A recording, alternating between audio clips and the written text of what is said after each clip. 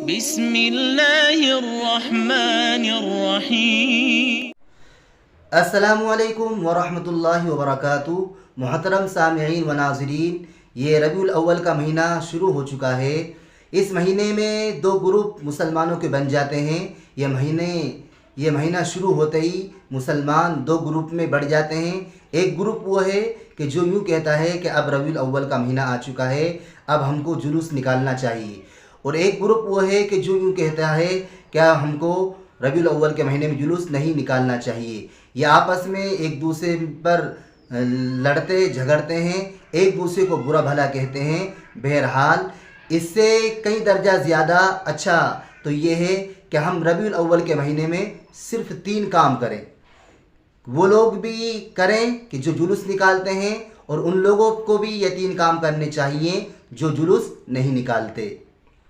سب سے پہلا کام یہ ہے کہ اس ربیع الاول کے مہینے میں آپ صلی اللہ علیہ وسلم کی سیرت کو خوب پڑھا جائے اور خوب سنا جائے۔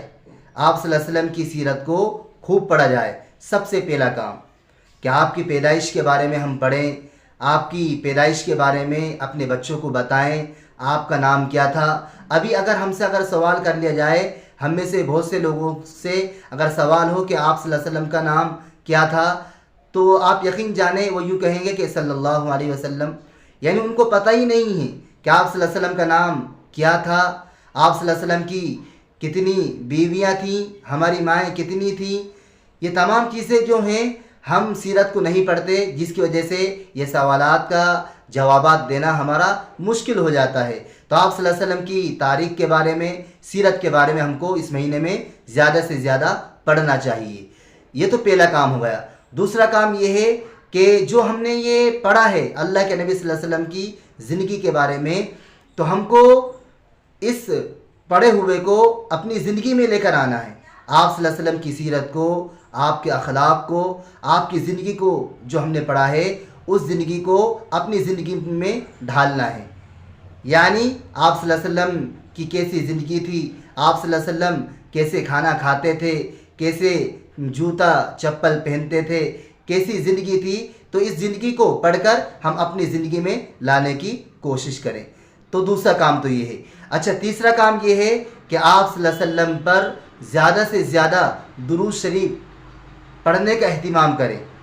درود شریف زیادہ سے زیادہ پڑھنے کا ہم کو اہتمام اس مہینے میں کرنا چاہیے، کیونکہ ہم سب کے نبی سرکار دو عالم صلی اللہ علیہ وسلم کی آمد اسی مہینے میں ہوئی ہے، تو اس لیے ہم زیادہ سے زیادہ اس ماہ مبارک میں ہم درود شریف پڑھنے کا اہتمام کریں۔ بار بار ہم پڑھیں صلی اللہ علیہ وسلم، اللہم صلی علی محمد النبی الامی وعلی آلہ وسلم تسلیما۔ تو جو بھی درود شریف ہم کو یاد ہو، وہ درود شریف ہم پڑھنے کا زیادہ سے زیادہ اہتمام کریں۔ دیکھیے، جو بھی درود شریف پڑھتا ہے تو آپ صلی اللہ علیہ وسلم کو بہت خوشی ہوتی ہے۔ آپ صلی اللہ علیہ وسلم کے پاس فرشتے ہمارے پیغام کو لے کر جاتے ہیں۔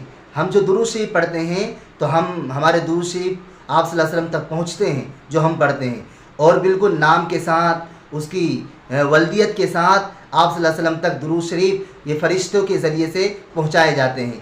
تو اس لیے ہم زیادہ سے زیادہ درود شریف پڑھنے کا بھی اہتمام کریں۔ یہ جو 3 کام بتائے ہیں میرے عزیزوں، نوجوانوں، دوستوں، بزرگوں، یہ بہت اہم کام ہیں اور یہ عبادت ہے۔ یہ 3 کام جو ہیں یہ عبادت ہیں، تو ہم کو بہت زیادہ سے زیادہ ان کاموں کو کرنا چاہیے۔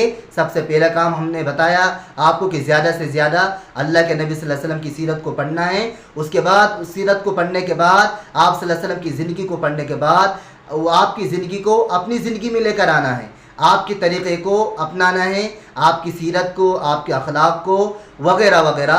تو ان تمام چیزوں کو اپنی زندگی میں لے کر آنا ہے۔ تیسرا کام درود شریف کے بارے میں بتایا کہ زیادہ سے زیادہ ہم کو درود شریف کا اہتمام کرنا چاہیے۔ تو یہ جو آپسی جو جھگڑے ہیں، آپسی جو باتیں ہیں، یہ غلط جو باتیں ہیں، آپسی باتوں کو ختم کرتے ہوئے، ان جھگڑوں کو ختم کرتے ہوئے ہم کو ان 3 کاموں کی طرف زیادہ سے زیادہ توجہ دینا چاہیے۔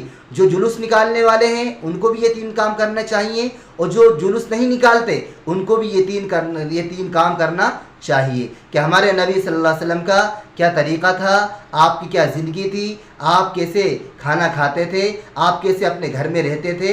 تو تمام چیزیں جو ہیں ہم کو پڑھنا بھی ہے اور عمل بھی کرنا ہے۔ اللہ مجھے بھی اور آپ کو بھی عمل کرنے کی توفیق عطا فرمائیں۔ اس ویڈیو کو زیادہ سے زیادہ شیئر کریں، آگے بھیجیں۔ السلام علیکم ورحمۃ اللہ وبرکاتہ۔